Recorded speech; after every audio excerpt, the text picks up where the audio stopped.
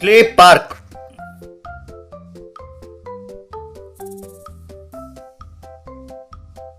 बिलासपुर नाम के गांव में ताराचंद नाम का एक कॉन्ट्रैक्टर रहता था। उसने बिलासपुर में एक बहुत बड़ा अम्यूजमेंट पार्क बनवाया।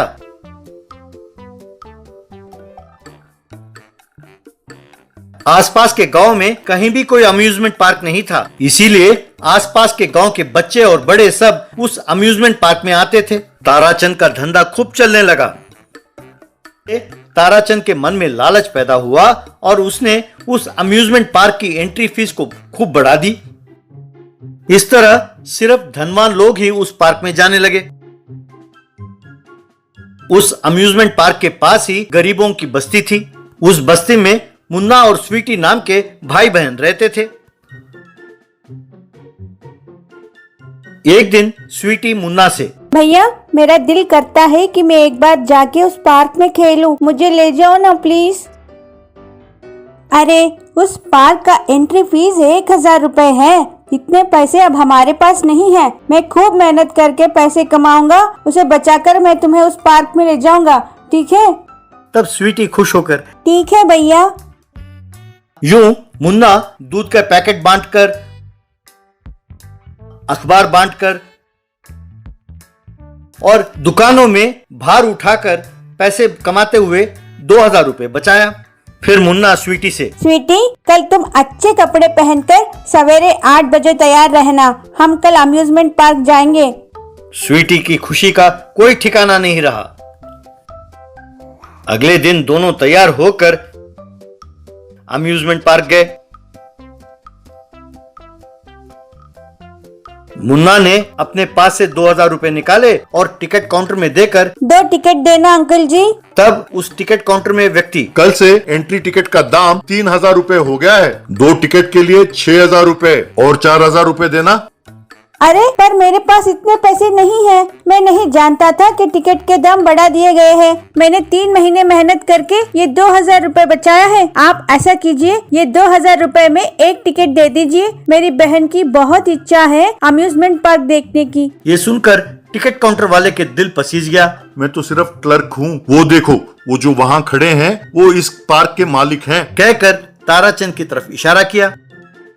मुन्ना ताराचंद के पास गया और सब कुछ बताकर, सर एक बार मेरे बहन को अंदर जाने दीजिए प्लीज, बाकी पैसे मैं थोड़े ही दिनों में आकर चुका दूंगा। मैंने ये अम्यूजमेंट पार्क तुम जैसे भिखारियों के लिए नहीं बनाया है। अगर मैंने तुम जैसों को अंदर भेजा तो मेरा तो दिवाला निकल जाएगा। चुपचाप जिस रास्ते से आए हो वापस लौट जाओ। मुन्ना और स्वीटी निराश होकर घर लौट गए। तब मुन्ना के पिताजी गोपाल, क्या हुआ बेटे, तुम दोनों यूं उदास क्यों हो? तब मुन्ना ने जो कुछ हुआ सब गोपाल को बताया। वो ताराचंद एमएलए का साला है, इसीलिए सब अधिकारी उससे डरते हैं। असल में वो अम्यूजमेंट पार्क वाला जमीन सरकार का है। उसने उस जमीन पर कब्जा करके पार्क बनाया है। सब ये बात जानते हैं, पर उससे पूछने की हिम्मत किसी में नहीं है। पिताजी अब अपना खेत में कौन सा फसल उग रहा है? ये गर्मी का मौसम है ना बेटा, पानी नहीं है इसलिए कोई फसल नहीं उगा सकते। बारिश तक ऐसा ही रहेगा। तो मेरे पास एक उपाय है पिताजी। कहकर गोपाल से कुछ कहा। गोपाल खुशी खुशी मान गया। अगले दिन सवेरे सवेरे गोपाल और मुन्ना अपने खेत पर गए। वहां उन्होंने अम्यूजमेंट पार्क वाले सारे वस्तु जैसे हिंडोले, फिसलाई सब मिट्टी के बनाने लगे।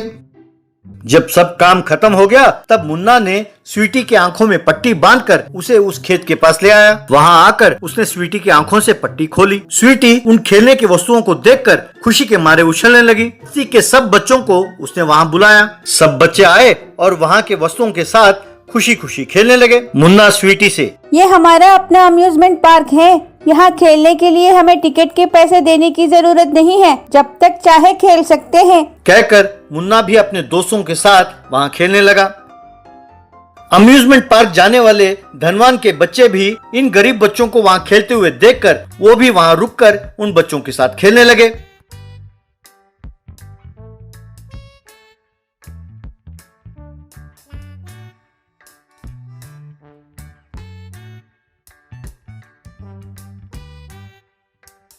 नतीजा ये हुआ कि ताराचंद के अम्यूजमेंट पार्क पर कोई भी नहीं जाता था।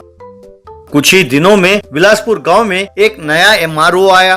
उसने सरकारी जमीन के लिए गांव भर घूमकर सर्वे कराया। तब ये बात बाहर निकली कि ताराचंद ने सरकारी जमीन पर कब्जा किया हुआ है। तुरंत ताराचंद को अरेस्ट किया गया और उसे जेल भेज दिया गया। उस स्थल पर बनाए गए पार्क को तोड़ा गया। बिलासपुर गांव वालों के निवेदन पर उस जगह को सरकारी पार्क के रूप में बदला गया। एमआरओ को गोपाल और मुन्ना ने जो स्वीटी के लिए क्ले पार्क बनाया था उसके बारे में जानकारी मिली। उसने उन्हें बुलाया और कहा कि यहाँ पर सबके लिए एक क्ले पार्क बनाया जाए। तब गोपाल और मुन्ना ने मिलकर अम्यूजमेंट पार्क की जगह पर एक क्ले पार्क बनाया।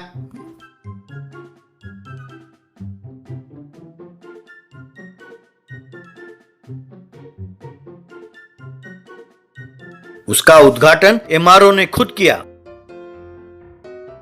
इस तरह बिलासपुर और आसपास के गांव के सारे बच्चे वहां आकर क्ले पार्क का आनंद उठाते थे।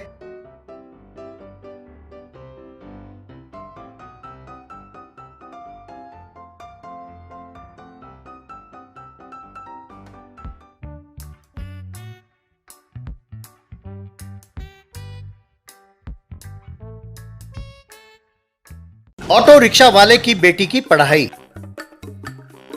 गुरदासपुर नाम के गांव में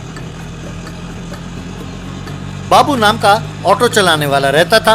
वो बहुत मेहनत से पैसे कमाता था और अपने परिवार को चलाता था।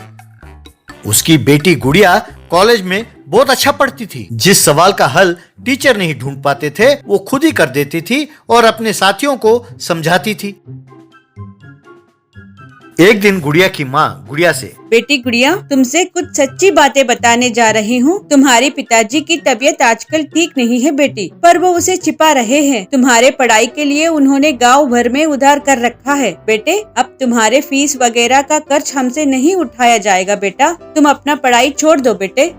हाँ बेटे, अब मुझसे नहीं होगा। मैं कर्जा लेते लेते थक गया बेटे। जैसे तैसे तुम्हारी शादी कर देंगे तो हमारी जिम्मेदारी पूरी हो जाएगी बेटे। हमें माफ कर दो बेटे। इस तरह बेचारी गुड़िया ने पढ़ाई छोड़ दी और घर का काम करने लगी। पड़ोसी गांव में एक पागल हर रोज शराब पीता था।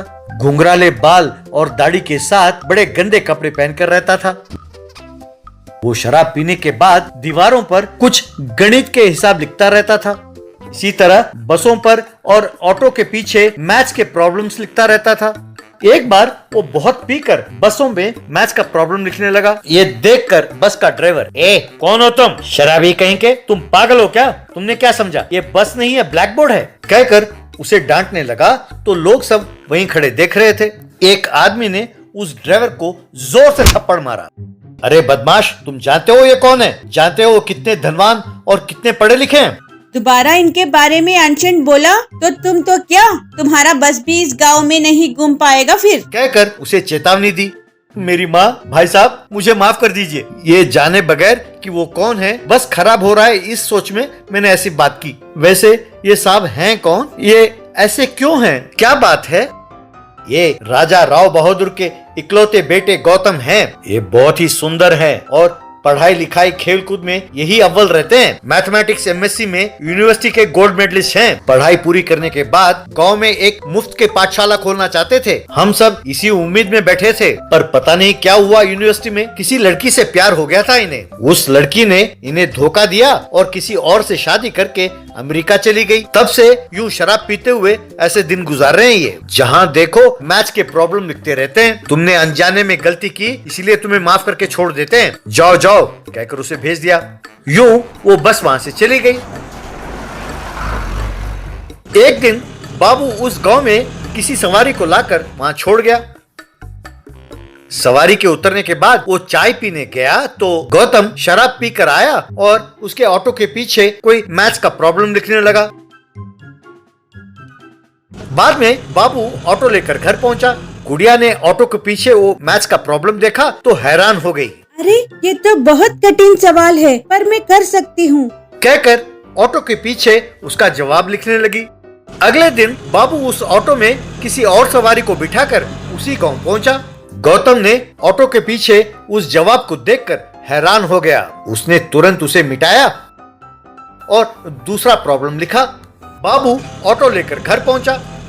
गुड़िया ने उस प्रॉब्लम को देखा और ओह माय गॉड, ये प्रॉब्लम कॉलेज लेवल का नहीं, यूनिवर्सिटी लेवल का है, पर मैं कोशिश करूंगी कहकर गणित का प्रॉब्लम सॉल्व करते करते आंसर लिखने लगी। ये देखकर उसके पिताजी, क्या बेटे ऑटो के पीछे कुछ लिख रही हो? अरे ये क्या बेटे, इस ऑटो के पीछे मैथ्स का कोई प्रॉब्लम है? ओ अच्छा, वो पड़ोसी गांव में एक गणित का पागल है, शायद उसने लिखा होगा। शाम को ऑटो साफ कर देता हूँ मैं चलता हूँ बेटे, कहकर ऑटो लेकर फिर से उसी गांव पहुंचा। ऑटो के पीछे जवाब देखकर गौतम का सारा नशा उतर गया। क्यों सर, ये ऑटो आपका है क्या? ये जवाब किसने लिखा है? बेटा ये ऑटो मेरा है, ये जवाब मेरी बेटी ने लिखा है, उसका नाम गुड़िया है। क्यों बेटे, क्या हुआ? उसने गलत जवाब दिया है क्या? वो भी आपकी ही तरह गणित में प्रवीण है बेटा, पर हमारी परिस्थिति ठीक नहीं है, उसीलिए उसके पढ़ाई छुड़ा दी, कहकर अपनी परिस्थिति के बारे में उसे समझाया। गलत नहीं है सर, यूनिवर्सिटी में इस प्रॉब्लम के ऊपर मैंने थीसिस किया और सबको मैंने चैलेंज भी किया। इस सवाल का जवाब दे पाई है, यानी आपकी बेटी कोई सामान्य विद्यार्थी नहीं है सर। मेहरबानी करके एक बार आपकी बेटी से मिलाइए तो सही सर, प्लीज। इस तरह वे दोनों गुड़िया के घर पहुंचे। बाद में गौतम ने अपने आप का परिचय गुड़िया को दिया। गुड़िया, डिग्री पढ़ने वाले मैथमेटिक्स का ये प्रॉब्लम सॉल्व करना इम्पॉसिबल है, जरा बताओ तुमने कौन सा फॉर्मूला इस्तेमाल किया है इसे सॉल्व करने के लिए? तब गुड़िया ने उसे सब समझाया कि उसने कौन सा फॉर्मूला किया और किस तरह इसे सॉल्व किया। शाबाश गुड़िया, तुम्हारे ज्ञान और समझ के आगे मैं कुछ भी नहीं हूँ। इतने दिन मुझे इस बात का घमंड था कि मुझ जैसा समझदार और होशियार कोई नहीं है। जहाँ दिल किया मैथ्स के प्रॉब्लम्स लिखकर लोगों को चैलेंज करता था। अब मैं समझ गया कि मेरे ईगो के कारण ही मेरी प्रेमिका ने मुझे छोड़कर अमेरिका चली गई। तुमने मेरी आंखें खोल दी। तुम जैसी इंटेलिजेंट लड़की गरीबी के कारण पढ़ाई छोड़ दे, ये गलत बात है। बाबूजी, ये जितना पढ़ना चाहे उसे पढ़ाइए, पैसों की चिंता मत कीजिए, मैं देख लूंगा, इसकी भविष्य को खराब ना कीजिए प्लीज, कहकर हाथ जोड़ा। इस तरह गुड़िया फिर से कॉलेज जाने लगी। गौतम ने शराब पीना छोड़ दिया और गुड़िया की पढ़ाई करने में मदद करने लगा। इस तरह गुड़िया परीक्षा में अव्वल आई और उसे गोल्ड मेडल मिला। एक दिन गौतम के पिताजी गुड़िया के घर आए। वो गुड़िया से, बेटे अंधेरे में फंसे मेरे बेटे की जिंदगी में तुम एक नई रोशनी लेकर आई हो।